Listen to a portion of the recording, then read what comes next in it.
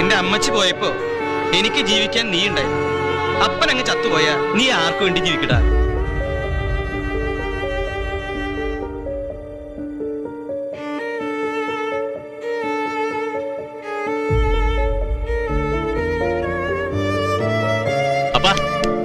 അപ്പൊ കളിക്കാണ് എനിക്ക് വന്നേ.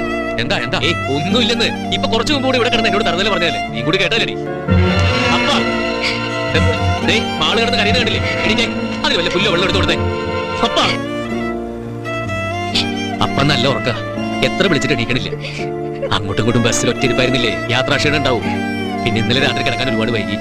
വന്ന് കഴിഞ്ഞ് കിടന്നും കുറെ നേരത്തേക്ക് എന്നെ കളിയാക്കി ചിരിക്കലായിരുന്നു.